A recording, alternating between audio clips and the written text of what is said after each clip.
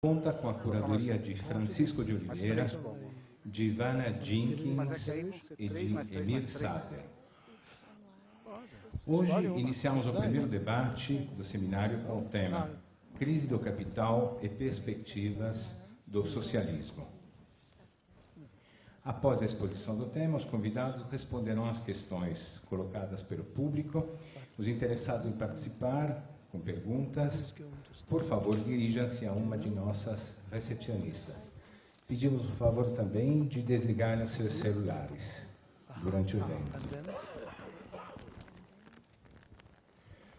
Vamos compor a mesa. Então, para compor a mesa, chamamos Mário Mazzilli, gerente-geral da CPFL Cultura, que coordenará a mesa. Gerente general. Es el que cuida de la plata. Dice que es el que tiene... Senhor Francisco de Oliveira, este es el de la plata. dos curadores do módulo. Sí, sí. Tiene que ir. Dice que es el que tiene la plata.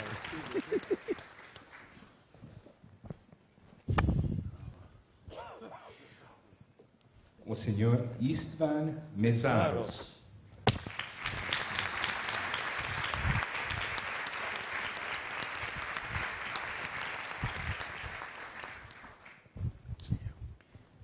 O senhor Jorge Bernstein.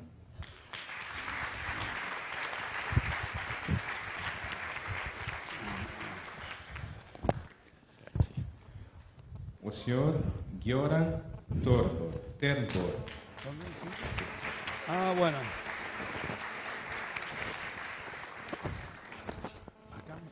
Passo a palavra para o senhor Mário Mazzilli. Boa noite a todos. Bem-vindos a mais esse evento da CPFL Cultura, dessa vez em parceria com a Boitempo Editorial. Antes de passar a palavra ao primeiro convidado da noite, eu vou fazer apenas um recado muito rápido para dizer que, ao final do evento, o professor Istvan Mezaros, que lança esse livro pela editora Boitempo, Estrutura Social e Formas de Consciência, a Determinação Social do Método, estará autografando esse livro e, além dele, os livros, alguns livros dos outros participantes estão disponíveis à venda na entrada do auditório. Aqueles que quiserem, logo após o final dos debates, podem se dirigir ao estande da Boitempo Editorial, adquirir os livros de seu interesse, que, com certeza, serão autografados pelos nossos convidados da noite. Um outro recado rápido, esse evento está sendo transmitido pela internet, ao vivo, através do site cpflcultura.com.br e depois ficará disponível para consultas. Vocês, entrando nesse site, terão condições, então, de rever a palestra e de, inclusive, esclarecer eventuais dúvidas que tenham ficado. Posteriormente,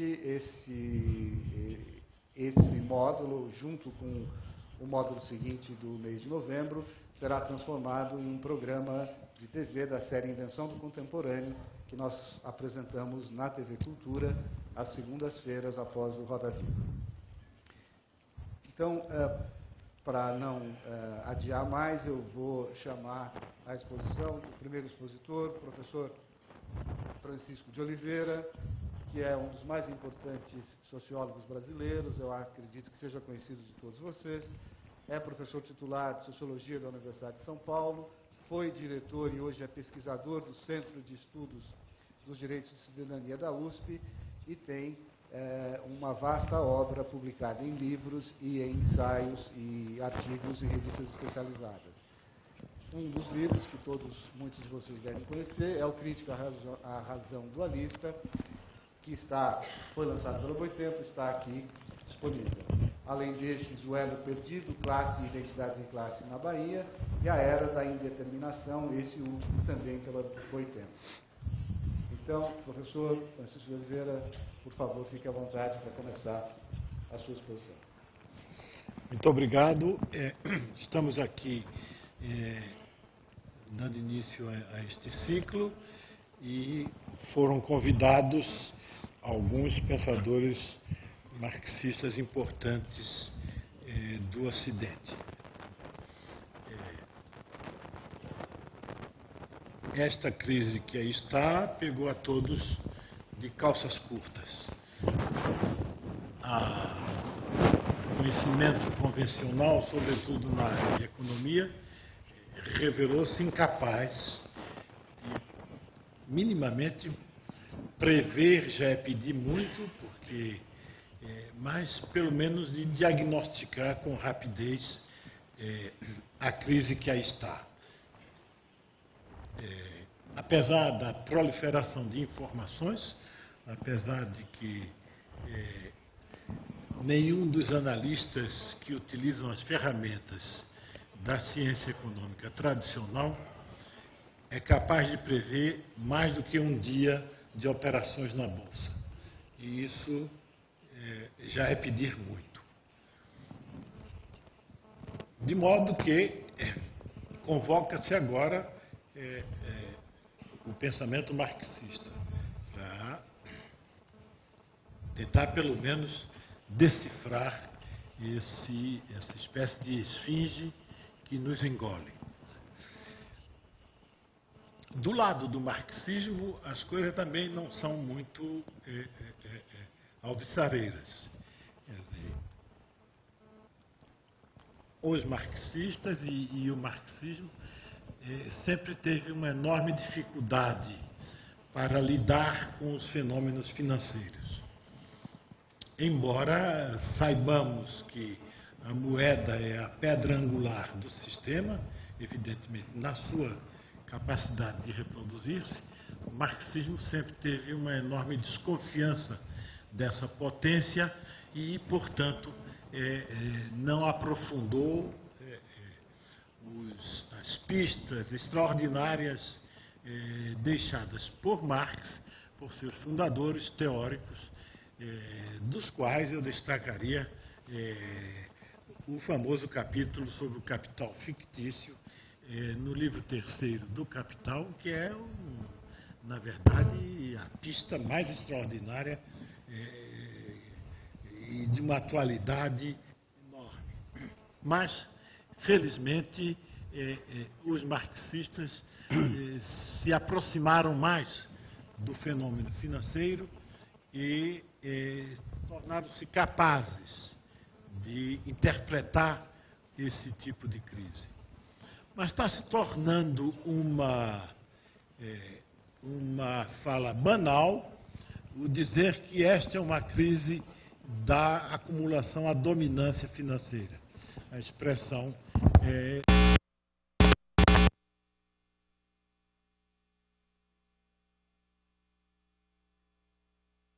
financeiros com uma enorme audácia teórica. A partir daí, ficou muito fácil dizer que se trata de uma crise financeira, uma crise que nasceu nas finanças e rebota sobre ela e agora sobre o mundo produtivo.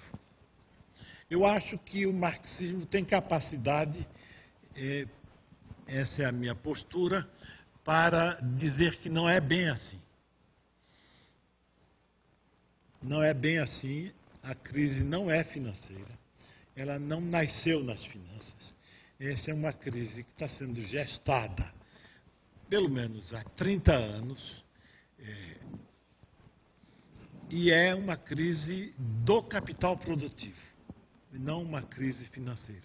Ela termina como expressão financeira, pelo que todos os marxistas conhecem, devido a que a moeda é o equivalente geral e dificilmente qualquer crise no sistema produtivo deixa de expressar-se no dinheiro.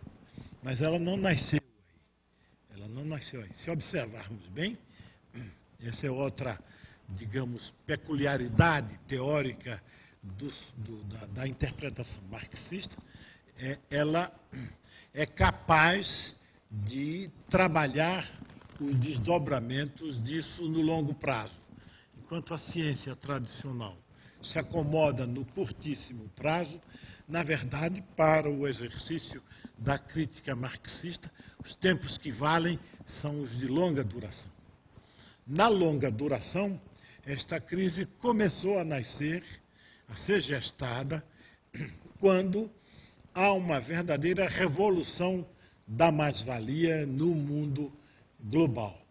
Essa revolução trata-se da façanha, que é uma verdadeira revolução no sistema capitalista, em que o conjunto de países antigamente periféricos lançaram e transformaram como força de trabalho industrial uma magnitude de operários que varia entre 500 a 600 milhões de novos operários.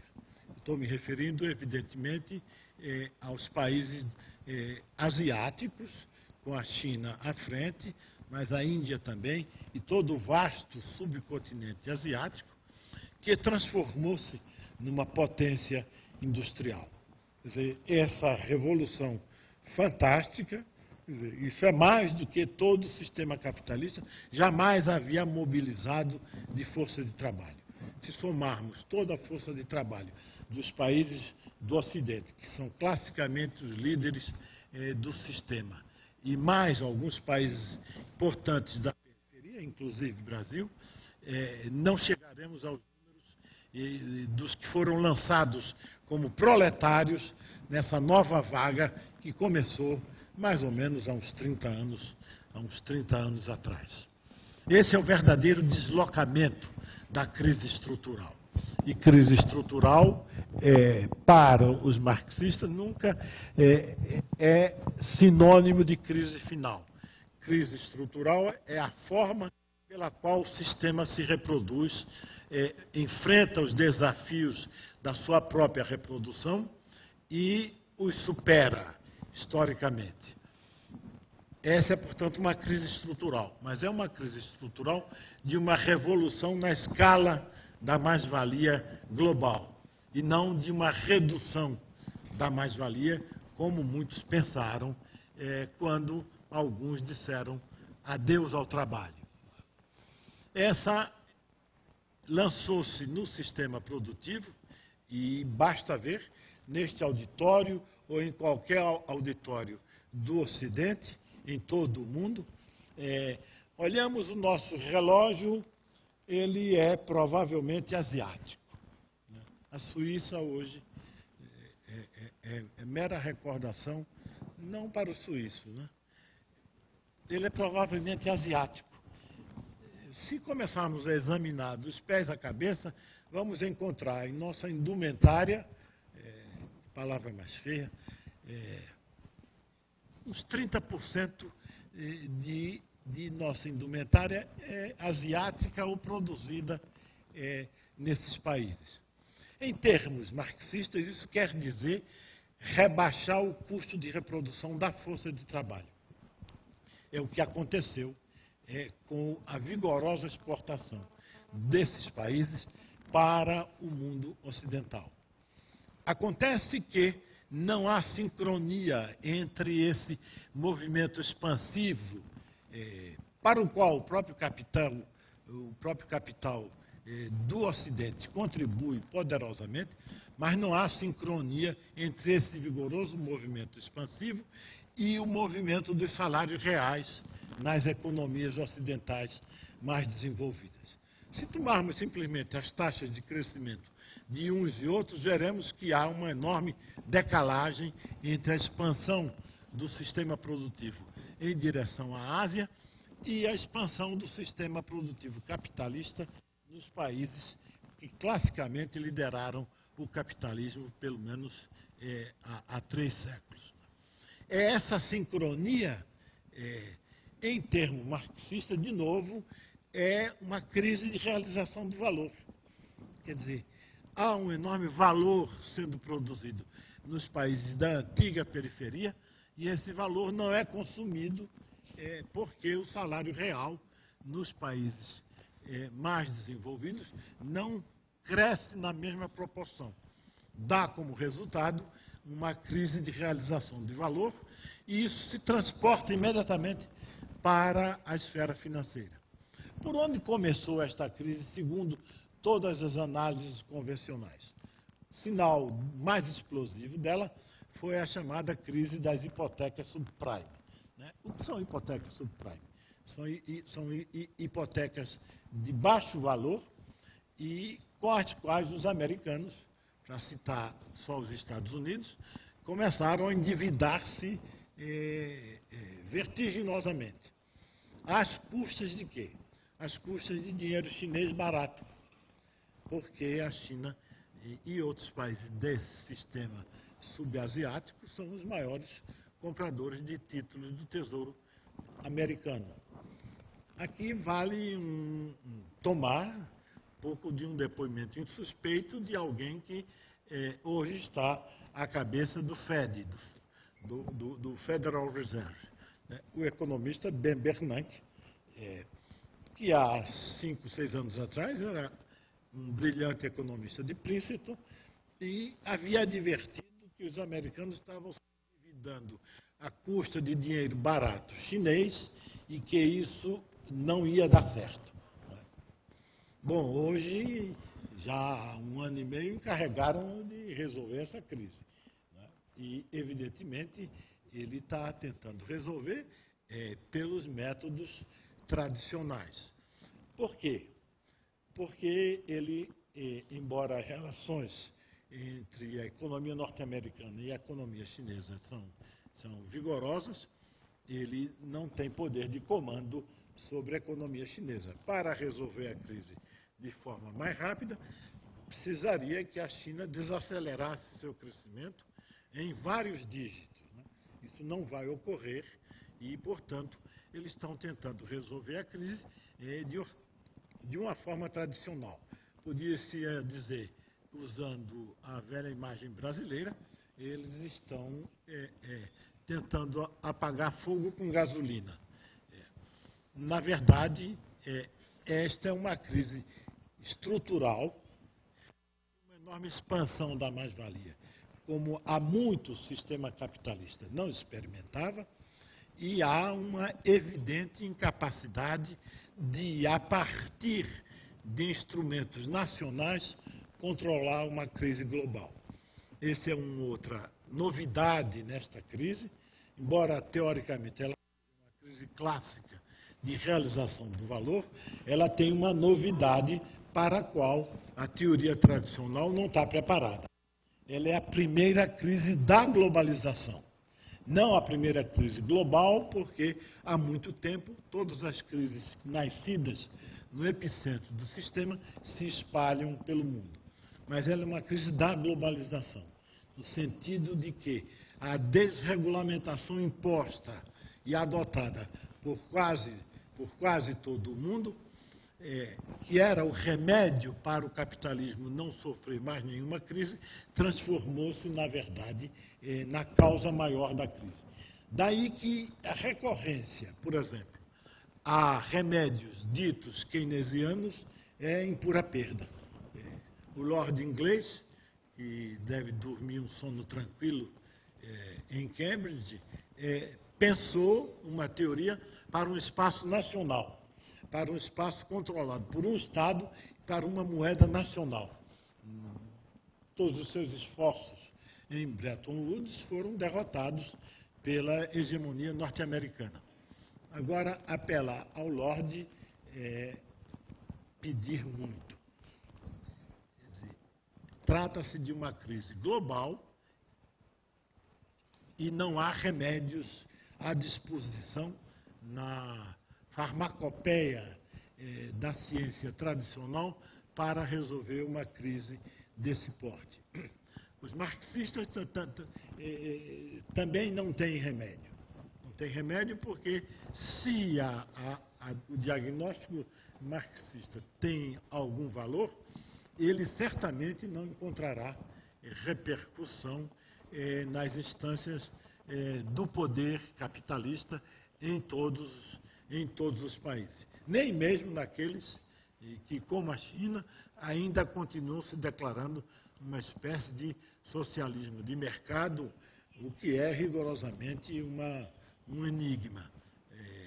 Talvez só os chineses saibam o que é, o resto do mundo não sabe.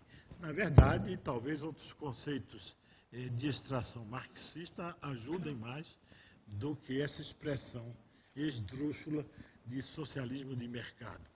O capitalismo socialista, quem sabe, alguém vai inventar. Enfim,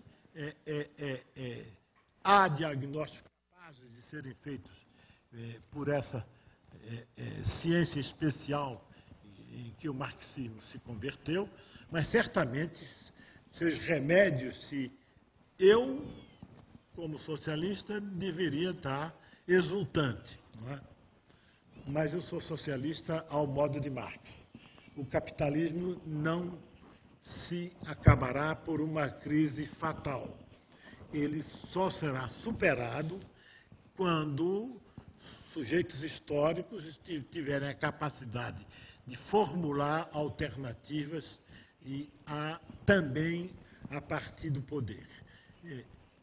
Enquanto isso, o capitalismo sofrerá crises, que todas são sempre de caráter estrutural, mas não se pode esperar nenhuma reforma muito alvissareira e, sobretudo, se quisermos, estar recorrendo ao teórico inglês que, para sair da recessão, ajudou com seu diagnóstico. Importa não esquecer, entretanto, e isso é uma lição que não vai passar nunca, que a saída da grande crise dos anos 30, que alguns pensam, na verdade, que foi a mágica keynesiana, tratou-se, na verdade, do que depois veio a se chamar keynesianismo de guerra. Foram os pesados gastos militares, quando os Estados Unidos entraram na Segunda Guerra Mundial, que finalmente tiraram a economia americana da recessão e ajudaram a puxar, evidentemente, o resto das economias, depois de vencida a luta contra o nazifascismo. Quer dizer, mas nós, marxistas, os que estão aqui, os que estão no público, não somos dementes. Ninguém está atrás de uma guerrinha para salvar o capitalismo. Quer dizer, é preciso adotar de novo uma posição mais parecida com Gramsci, de conquistar posições nesta guerra de posições, até que a capacidade dos trabalhadores e de outros sujeitos históricos que estão sendo produzidos na medida em que o próprio sistema desregulamenta as forças do trabalho, sejam capazes de oferecer uma outra alternativa, isto é, em termos de Gramsci, passarmos a uma guerra de movimentos. É isso que eu queria dizer para iniciar o nosso debate, que será auspicioso com a presença dos meus colegas nesta mesa. Muito obrigado.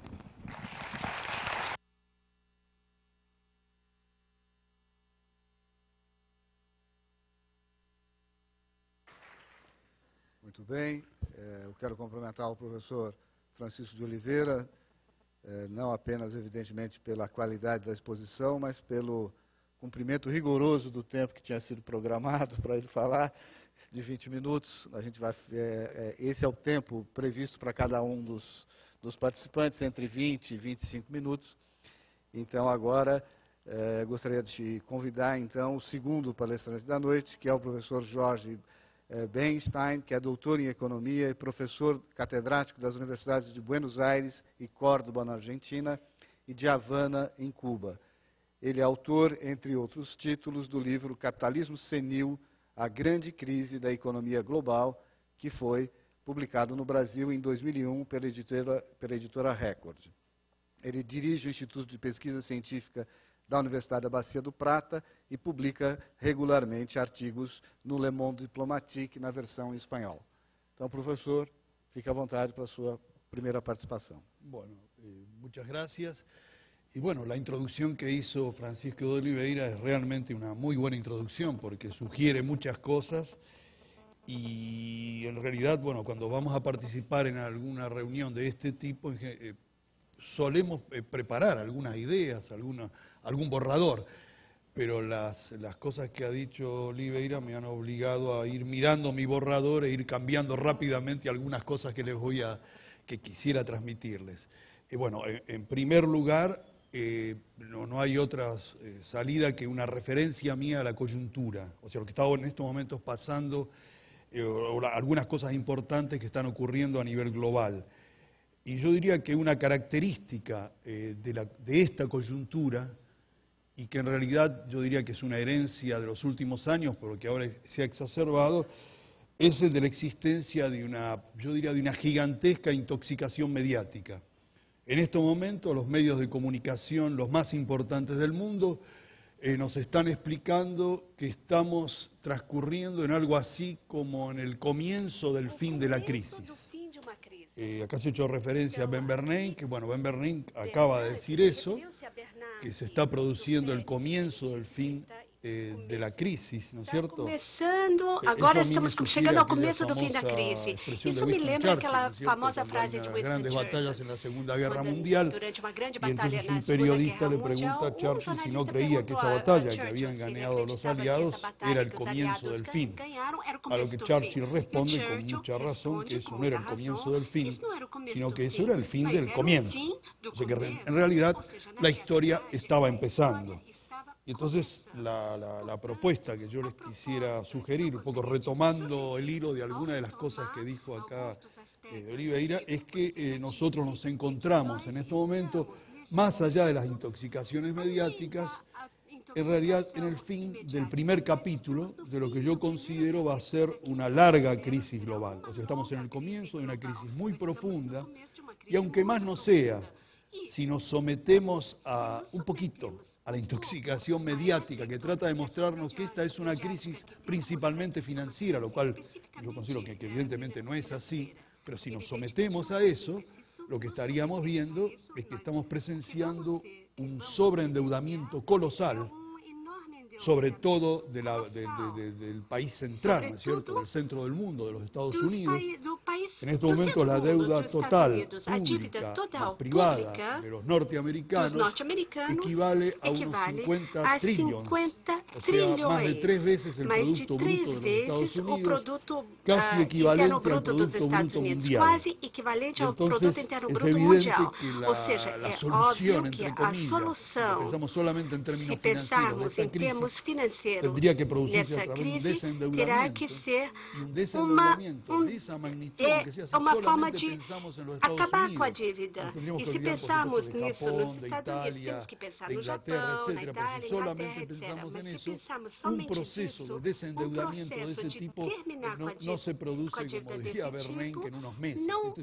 Sería eso solo ya de larga duración. Sobre esa base, digamos, de esta coyuntura en que nosotros, yo diría que una primera cosa, incluso accediendo a lo que es la invitación al debate que nos hacen en este panel, que es crisis y socialismo, o sea, qué ocurre con los dos conceptos y cómo podríamos entonces reconceptualizar una realidad que ya estamos viviendo, que es la de la crisis, y lo otro que aparece en potencia como una de las alternativas de la crisis, que sería su superación humanista, ¿no es cierto? Su superación positiva, y que sería el socialismo.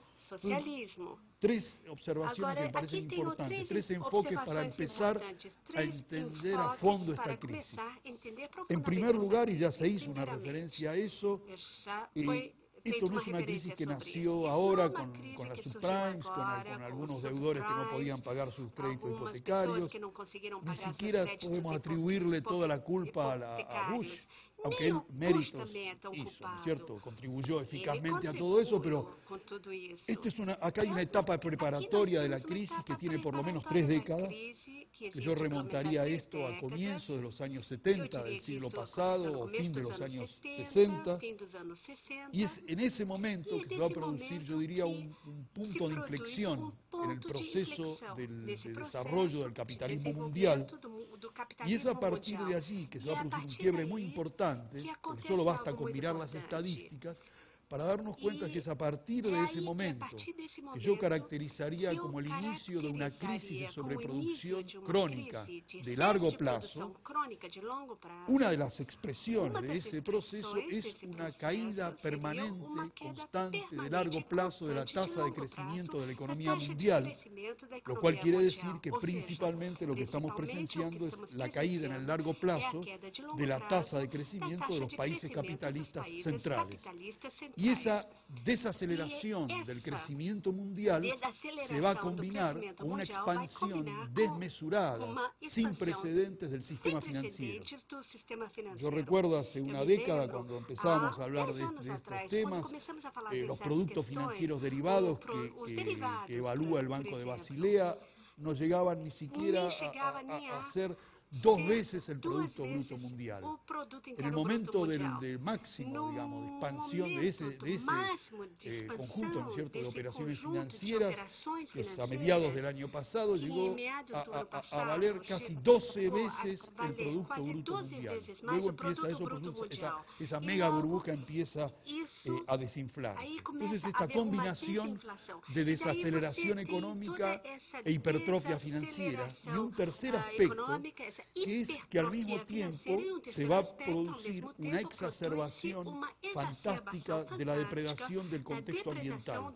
Uno de cuyos aspectos es evidentemente la depredación de recursos naturales no renovables y que lleva a una crisis energética sin solución en el corto o en el mediano plazo. Pero esta es la etapa preparatoria que por supuesto culmina con una loca fuga hacia adelante a comienzos de esta década, ¿no es cierto?, militar, financiera, y que termina con el gran estallido de septiembre del 2008, exactamente 7 años después de septiembre del 2001, ¿cierto?, donde el imperio prometía inaugurar una suerte de Pax Americana que, como siempre se supone, o ellos suponen que va a ser milenaria, nunca llegan a veces ni a 10 ni a 15 años, pero esta vez también prometían una larga paz americana. Ahora, esto me lleva a mí al segundo eje de reflexión, y es que este proceso, digamos, preparatorio de la crisis que estamos viviendo coincide, tiene como eje central un proceso de degradación de lo que yo llamaría el centro del mundo, de los Estados Unidos. Y ese proceso de degradación de los Estados Unidos podemos detectar factores decisivos como el proceso de concentración de ingresos, la desaceleración, por supuesto, del crecimiento económico, la degradación, la desarticulación social, la expansión fenomenal del parasitismo militar, y un conjunto de fenómenos que hacen que los desequilibrios se vayan aumentando, vayan acumulando en los Estados Unidos hasta llevarlos a unas deudas públicas y privadas colosales, a déficits comerciales, déficit de balance de pagos nunca vistos antes, etcétera. O sea que Estados Unidos llega a ser el motor de la crisis mundial luego de un prolongado, luego de un muy largo proceso de degradación. Y también en este caso yo diría que cuando observamos estos 3 décadas de degradación del centro del mundo, de los Estados Unidos, nos damos cuenta que eso no es reversible como quisiera Ben Bernanke en unos pocos meses, ni siquiera en unos pocos años. Es un proceso muy profundo. Pero esto me lleva a mí a un tercer enfoque del problema, y es que en realidad, cuando observamos el estallido de la crisis, o sea, 2007-2008, lo que observamos, por supuesto, que desde ya que no es ni solamente una crisis financiera, ni siquiera solamente una crisis financiera y productiva, en el sentido de lo que suelen llamar economía real, entre comillas. Eso estalla como una crisis energética, y al estallar como crisis energética deviene inmediatamente en una crisis alimentaria. Es ya visible la crisis ambiental, ¿no es cierto?, con peligros de corto plazo, de colapsos ambientales, la crisis del proceso de urbanización, el complejo industrial militar, sobre todo el gran complejo industrial del mundo, que es el de los Estados Unidos, que llega a niveles donde ya el gasto militar real de los Estados Unidos está superando el trillón, ¿no es cierto? O sea, es algo nunca visto, y además que lo transforma en una masa prácticamente ingobernable. Entonces, cuando vemos esos procesos, ¿no es cierto?, que estallan en 2007-2008, observamos toda esa etapa preparatoria a la que yo hice referencia, no hay otra solución que empezar a pensar en el mucho más largo plazo. Porque si nosotros estamos pensando en la crisis energética, lo que estamos observando es el final de un largo ciclo expansivo bicentenario. Eso empezó a fines del siglo XVIII, cuando se desata el ciclo de expansión de la explotación del carbón, ¿no es cierto?, que culmina un poco antes de la Primera Guerra Mundial, es inmediatamente sucedido por una expansión colosal de la explotación petrolera, ¿no es cierto?, y todo eso conforma un largo ciclo energético fundado en la explotación cada vez más intensiva, depredadora de recursos naturales no renovables, y que lleva a mediados de esta década a lo que suele llamarse en la jerga, digamos, de los medios de comunicación, el peak oil, o sea, la cima de la producción petrolera mundial. Nosotros en estos momentos ya hemos pasado esa cima y hemos entrado en una etapa, digamos, descendente de explotación petrolera y en realidad en una etapa descendente de producción energética a nivel global. Y eso se ha convertido en una suerte de techo al sistema productivo mundial. Y no es un techo fijo, eso es un techo descendente, porque lo que nosotros estamos enfrentando es el descenso gradual y ya en el largo plazo de la producción energética global fundada en los recursos naturales no renovables. En estos días, y aprovechando bueno, nuestra estadía aquí en San Pablo, con François Genet discutíamos mucho esto, si en realidad el tema energético consistía en una suerte de barrera externa que aparecía y que frenaba el crecimiento global, o si en realidad no es una barrera externa, sino es un producto propio del desarrollo del capitalismo, ¿no es cierto? El capitalismo fundado, ¿no es cierto?, en el sometimiento y en la depredación creciente de recursos naturales no renovables y luego al final de recursos naturales en general y del contexto ambiental en general. Entonces, el capitalismo convirtiéndose al final de la historia en un sistema absolutamente depredatorio, absolutamente parasitario, que deviene un sistema de destrucción neta de fuerzas productivas. Ya el capitalismo no es solamente, como en otras épocas pensábamos, un sistema de bloqueo al desarrollo de las fuerzas productivas. Hoy en día el capitalismo se presenta como un sistema básicamente parasitario que destruye, ¿no es cierto?, que destruye fuerzas productivas y su contexto ambiental. Entonces, una primera observación es que ese largo ciclo energético está concluyendo. El largo ciclo de la urbanización capitalista también ha llegado al cenit y está entrando en un proceso de desintegración. Podríamos pensar en el ciclo del Estado burgués, ¿no es cierto?, y que llega a su momento de máximo, ¿no es cierto?, de intervención, de dinamismo, ¿no es cierto?, de dinamizador de la economía, sobre todo después de la Primera Guerra Mundial y sobre todo después de la Segunda Guerra Mundial, ¿no es cierto? Y podríamos entonces reunir un conjunto de subciclos, o cosas que aparentan ser ciclos bicentenarios y que en realidad conforman o son los ingredientes, las componentes de un solo gran ciclo. Yo leí hace un mes y medio, un artículo muy interesante a raíz del peak oil, de la cima de la producción petrolera mundial, y el que escribía eso se preguntaba si estábamos frente a un peak oil o a un peak del capitalismo, o sea, una cima del capitalismo, o sea, a una cima del largo ciclo de lo que vulgarmente suele denominarse capitalismo industrial, que es una cosa mucho más compleja y que en su largo recorrido, ¿no es cierto?, se ha manifestado por una secuencia de crisis de sobreproducción, que en realidad una interpretación marxista vulgar diría que después de cada crisis de sobreproducción el capitalismo la superaba, ¿no es cierto?, y volvía otra vez a reiniciarse el ciclo. En realidad no es así, no es así. En realidad, luego de cada crisis de sobreproducción, cuando miramos el largo plazo histórico, el capitalismo ha ido acumulando parasitismo, ha ido, digamos, acumulando factores de entropía, de desorganización, ¿no es cierto?, y ocurre, por supuesto, a fines del siglo XIX, comienzo del siglo XX, la irrupción de fenómenos parasitarios que ayudan al capitalismo a sobrevivir a lo largo de un muy largo y muy terrible siglo, ¿no es cierto?, que fue el siglo XX. Y esto a mí me lleva a dos cosas. En primer lugar, a tratar de establecer, en la medida de lo posible, y yo supongo que luego los que me van a seguir van a profundizar mucho este tema, pero buscar algún tipo de relación en lo que era el desafío de esta reunión, que es crisis y socialismo. Porque yo lo que digo es lo siguiente: si nosotros nos encontramos frente a una crisis civilizacional de esta magnitud, que yo lo calificaría como la crisis de la civilización burguesa y el inicio de un largo proceso de declinación, de decadencia de la misma, entonces inmediatamente se plantea el problema o el tema de su abolición, el tema de su superación, o de su abolición en el sentido hegeliano del concepto, ¿no es cierto?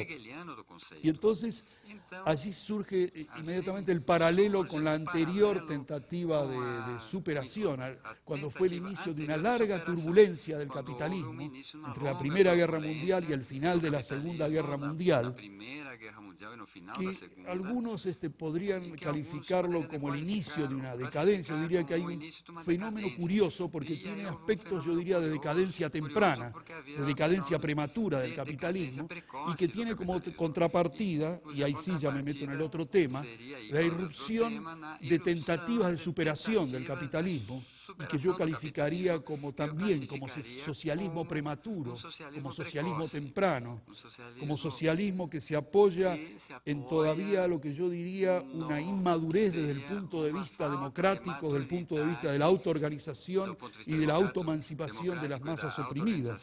Entonces, con esto yo un poco me pongo en diferencia con aquella calificación que hacía ya por los años 70 Ernest Mandel, cuando él hablaba de capitalismo tardío, al capitalismo que se da después de la Segunda Guerra Mundial.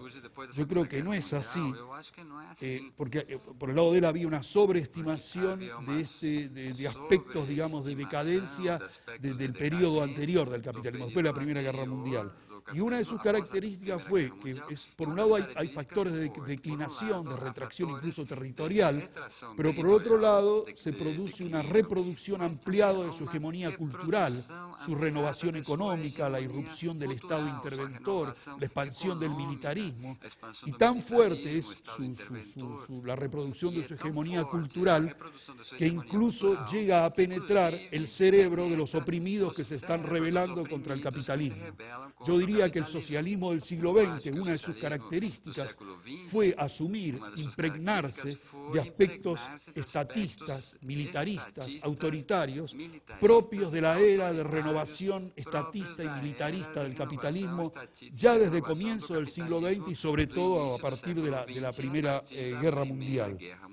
Entonces, todo eso a mí me lleva a decir que si en estos momentos nosotros lo que estamos presenciando es la declinación de la civilización burguesa, tendríamos que inmediatamente acudir, pensar, buscar en cuáles son los elementos de superación, o sea, a partir de dónde se puede producir su superación. Y yo creo que en ese sentido, el siglo XX, que podríamos mirarlo como un siglo de desastre, incluso como un siglo de fracaso de la aspiración a la superación del capitalismo, ¿no es cierto?, del fracaso del socialismo del siglo XX, pero desde el otro lado, yo diría que el siglo XX es un siglo de formidable aprendizaje democrático de los oprimidos del mundo entero. El siglo XX es el siglo de la Revolución Rusa, de la Revolución China, que después terminaron como terminaron, pero donde millones y centenares de millones de seres humanos hicieron revoluciones socialistas, nacionalistas, populares, organizaron sindicatos, hicieron revoluciones agrarias, mucho fracasó, pero eso quedó, yo diría, en el fondo de la conciencia de la humanidad oprimida. Eso allí quedó, y ese es un patrimonio, es un punto de arranque precisamente para las tentativas de superación explicación del desastre, de la barbarie a la cual nos está llevando el capitalismo en el siglo XXI. Yo los otros días hacía referencia aquí en Sao Paulo y decía, bueno, pero cuando nosotros estamos mirando lo que está ocurriendo en Bolivia, para dar aunque más no sea ese ejemplo, ¿y de dónde viene ese despertar de masas en Bolivia? ¿De dónde viene esa cosa formidable que más allá de aciertos o de errores del gobierno, de su conducción, el pueblo responde y avanza y deshace las tentativas de los reaccionarios? Bueno, pero Bolivia tuvo la revolución en el 52, Bolivia tuvo insurrecciones, tuvo fracasos, tuvo éxitos, fue el Che, trató de insurreccionarlo y fracasó, los mineros hicieron una huelga de adhesión al Che y los masacraron. Es la historia, es la densidad de la historia que en Bolivia, pero Bolivia, en Venezuela, en la Argentina, en Brasil. Yo ayer tenía un encuentro con la gente del Movimiento Sin Tierra y digo, ¿de dónde salió esto? Y entonces hay que remontarse, hasta podríamos ir a Prestes, hasta la columna Prestes, para ver la historia viva, ¿no es cierto? Y estoy hablando nada más que de América Latina. Yo diría que hay una acumulación de cultura, y hay una acumulación de cultura que es un potencial de superación, y que esa es una gran herencia, ese es el gran patrimonio de la humanidad del siglo XX. Apariencia de fracaso, pero en realidad hay un gigantesco aprendizaje. Y entonces es a partir de ese patrimonio,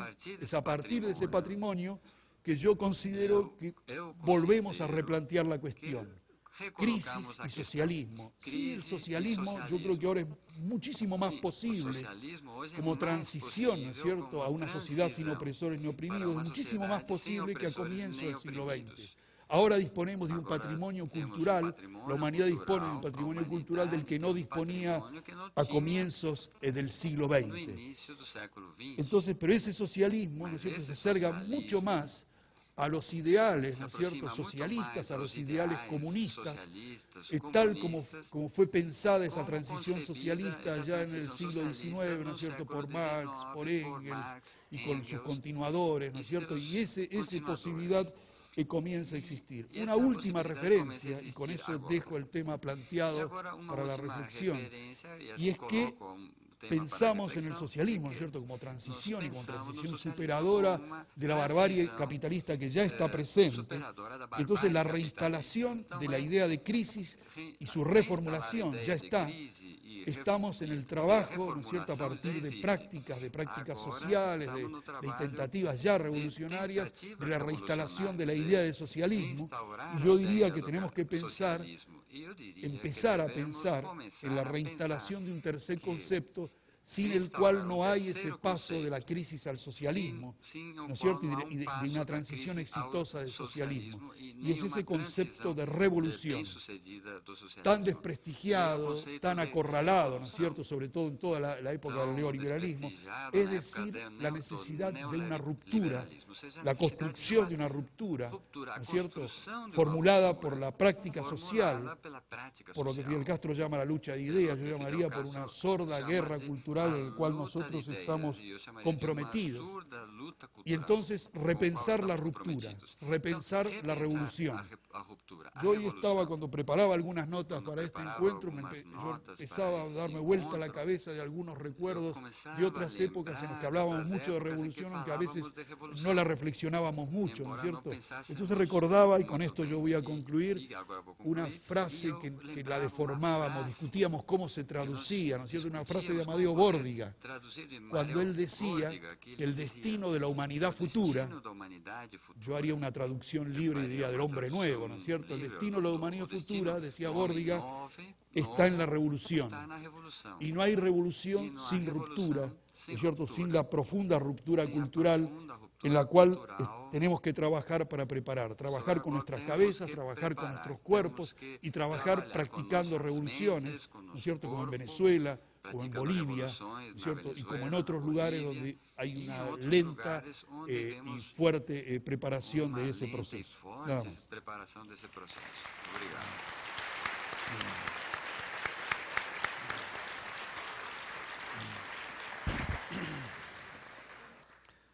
Muito obrigado, professor Weinstein. E agora eu vou passar a palavra ao professor Göran Fairborn, que é um dos maiores sociólogos da atualidade, é diretor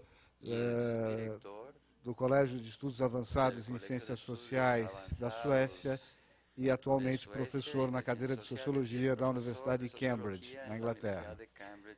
O professor Terborn é conferencista e convidado a participar de comunicações em vários países do mundo, como os Estados Unidos, França e principalmente países aqui da América Latina.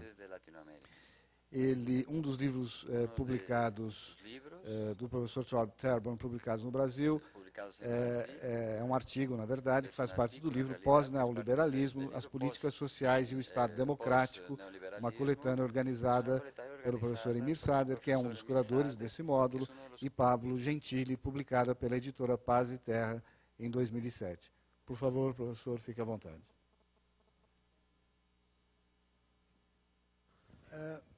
The crisis contributes to generalize the idea of socialism as the answer to the economic and social catastrophe.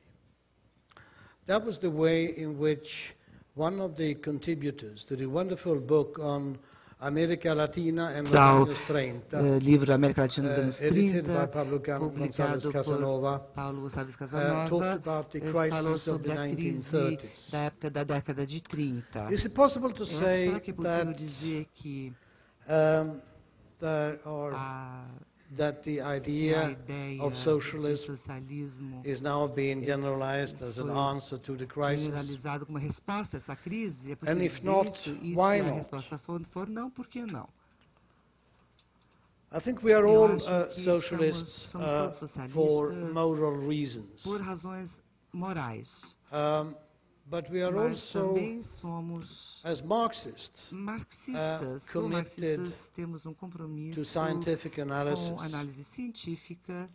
I think that's Eu the acho que more modest esta é and positivist meaning a of scientific definição socialism. mais modesta e positivista And da this socialismo commitment to científico. Esse scientific analysis compromisso means à that análise we científica have significa to que temos take a critical que look at our ter uma own visão context crítica and dos situation nossos próprios as well. contextos e situações The também. moral, we do have Nós temos our moral outrage, nossa raiva moral moral, critique nós temos nossa of crítica capitalism, moral but do we also capitalismo, need mas to também know precisamos something saber algo about the sobre context o in which we are working. contexto dentro do qual Now, estamos as a trabalhando. non-economist, Como among economists, I'm not economista ou não going economista, to eu não analyze vou the analisar current economic a crisis crise per econômica se atual as an economic por si crisis. só como sendo uma I'm going crise to talk econômica. Eu about vou the falar sobre political meaning o significado and the político political effects e os of efeitos crisis. políticos da I'm also crise. going E to talk também vou about falar sobre different types diferentes of tipos de crisis crises in the capitalist system. dentro do sistema capitalista. I think we can Eu acho que distinguish podemos fazer uma four distinção major entre types quatro of tipos crisis principais de crise, with different dynamics and com different diferentes meanings. dinâmicas, diferentes so significados. one of them, the most well-known, Bom, a is mais called conhecida the economic crisis, a crise econômica, which is inherent que in é inerente capitalism. ao It's capitalismo, recurrent. é recorrente, It's e cyclical. e também it é uma goes, crise cíclica, ou comes, seja, and it vai goes. e volta, vai e Cycles volta. like this. Em ciclos desse tipo, This e economic crisis may be essa more or crise less econômica severe, pode ser mais and the more severa severe ou menos ones, severa, e as mais severas, I as think we piores, são may call structural. aquelas que But I chamamos don't de think there crises is any estruturais, particular mas eu quality acho que não existe nenhuma to qualidade talking about structural específica crisis of quando capitalism. se fala da crise estrutural do capitalismo, Because porque the a crises crise, are all of them, in some as crises sense, todas structural. elas são de alguma maneira estruturais. and there are, of course, E, all of claro, them conjunctural and as part todas of que the são conjunturais também e parte da rhythm do or ritmo motion ou of do capitalism. movimento do capitalismo. Now, the second Agora, type o of crisis, segundo tipo de crise is a political é crisis, uma crise política, which we may say que is a podemos political dizer é uma crisis of crise social política governance, da governança social, which derives from the origina social dynamics da of dinâmica capitalism, social do its capitalismo, formation é a and formação deformation e of deformação classes. das classes. And of course, the major issue here is for capitalism and capitalist history has been the capitalismo rise of the tem working sido class and the labor movement, o movimento operário which, a própria classe operária, according to the que, de classical acordo com predictions, aquelas would sooner or projeções later clássicas, lead mais de to menos a dias vão levar a uma revolutionary revolução, situation uma in situação which the ruling classes onde a classe can't dominante go on não in the poderá same way, continuar da mesma and the maneira, ruled, e the dominated, exploited classes os are no longer willing não to mais go along with vão the existing aceitar system. o sistema But this existente. crisis of Mas social essa governance crise may de also take governança other social também forms, pode with the ter rise outras of formas com so-called o middle surgimento classes, da classe, or o que se chama various classe média, forms, ou em suas like várias formas, como we have in Latin American como temos history, no the estado demise of the so-called da América oligarchical Latina, states. então, o fim daqueles estados problem with oligárquicos. this, O problema middle class com essa classe média, ou crisis com essa crise is da classe both that média, political que- crisis of social ou governance in seja, essa general, crise even política de governança social em when the geral. Então, labor o movement problema becomes very strong, é quando o is movimento that operário se torna muito they are forte, not é que necessarily não existe necessariamente issuing into a levando a uma confrontation or an a um attack confronto, a on um the capitalist ataque system as a whole. do sistema capitalista Thirdly, como we have todo. another Em terceiro kind of lugar, temos outro political tipo crisis de which has crise been política extremely que important tem sido in extremamente world importante history, na história which is mundial, ou seja, é a political crise crisis stemming from política imperialist rivalry. que começa da rivalidade imperialista. The two world wars are As the main duas guerras example. mundiais, por exemplo, são dois exemplos disso que eu estou falando. Such crises have an crises inherent Tem potential potencial inerente within capitalism. dentro do capitalismo. Nota bene, I'm talking about inherent Eu potential, estou not falando sobre simply potencial inherent. inerente. Não estou falando somente inerente, falando potencial inerente. But there is an Mas inherent existe potential potencial in it, inerente which stems for the que origina clashes of the or the collisions which come out from combinations of geopolitics and world market, capitalist world market competition, da concorrência as they no did mundo capitalista in the global, two world wars. como aconteceu nas duas guerras mundiais. And finally, E we have another finalmente temos kind of outro tipo de crisis crise which has not been que much não theorized tem sido in muito classical Marxism, teorizada no marxismo which clássico, we may call cultural que eu crisis. chamo de crise cultural. And the most recent, the most E a important, mais also historically recente, most important historicamente, example of this exemplo is histórico mais importante é what que we sum up under the rubric of nós 1968. falamos sobre a Revolução Again, de this is 1968. a kind of crisis which is an inherent Esse é um tipo de potential crise que tem in capitalism, because it's potencial inerente no capitalismo, deriving from the inherent tension porque vem de uma between tensão inerente accumulation and existente saving entre on o one hand acúmulo e a and poupança, por um lado, enjoyment of e accumulation a alegria on the other. do acúmulo no outro lado. Questioning Esse of questionamento the long-term meaning of this do endless significado de longo prazo drive for desse ever more accumulation. interminável impulso e desejo para um A acúmulo cada questioning of vez this maior. inside the bourgeoisie itself. I mean, A that's the pergunta, a key thing. questão Or está among dentro the da própria daughters and burguesia, sons of the bourgeoisie. dos filhos e filhas da burguesia. Joseph Schumpeter, the great conservative Austro-American economist, que é um economista pós-americano muito competente, repeatedly in the 1940s, na década de that 40, capitalism would ele previu die repetidamente from such que a cultural o capitalismo iria That didn't crescer happen, dessa but, crise we did get capitalista. 1968, didn't we? Isso, ela não morreu, mas isso aconteceu em 68, nós vimos Again, isso. I mean, this is Enfim, something which is has an inherent potential, isso é algo but que is tem esse irregular, potencial and inerente, mas nothing we que can é really irregular. predict. Não é algo que possamos Now, realmente what can we then prever. say more generally about Mas the political o que podemos effects dizer of de forma mais geral são os efeitos políticos crisis da crise, of different types? desses Now, diferentes speaking tipos de generally, crises.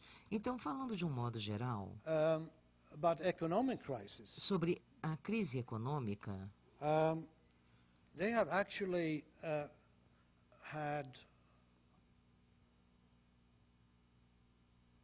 surprisingly na verdade, minor e de forma muito surpreendente, os efeitos foram muito pequenos no capitalismo. And that's something, I mean, which shouldn't really surprise us. It certainly shouldn't surprise people who have a Marxist formation, because economic crises are the way, a part of the way in which capitalism functions. Ela faz parte do funcionamento do próprio capitalismo. Crises are as capitalist as apple pie is American. A crise para o capitalismo é como a torta de maçã para os americanos. But it's true, I mean, that they are very economic crises are very important pedagogical eye-openers. São muito importantes I para mean, we had recently, olhos for abertos. instance, I mean, the head of the American Central Bank, or the Federal Reserve, as it's called in the U.S., Alan Greenspan, who was, for about a decade, the Pope of neoliberalism in the world, saying publicly in a congressional hearing that I was mistaken in believing that market agents are capable of taking care of their own best interests. dos seus próprios interesses. Or to take another example, I mean, from a wealthy businessman and politician in ex-Soviet Latvia, Executivo muito bem sucedido, said that capitalism in Europe disse que o nowadays capitalismo na Europa looks hoje like what it was portrayed o que foi in retratado university courses on nos cursos capitalist political universitários economy sobre in the Soviet Union. economia capitalista na União Soviética. And you can imagine, I mean, that Então was not pode quite a imaginar compliment, I mean, from this que aquilo, na verdade, Latvian foi anti-communist. elogio, vindo de comunista. So in this sense, I mean, Nesse crises sentido, a are crise important ou as crises, pedagogical elas instruments. são instrumentos pedagógicos With those of us, bastante well, I guess we are importantes. almost all teachers Eu here, acho or que have been todos nós aqui teachers. somos So, professores ou fomos professores, something, I mean, we of course always make use of. e então é uma metáfora que nós gostamos de usar The bastante. crisis of social Agora, governance, a crise da governança social, almost by definition, quase que por questions the definição, political system questiona o may sistema create político a very severe e cria political crisis uma with crise economic política muito implications and grave, economic com implicações effects. econômicas, com efeitos econômicos. But Mas they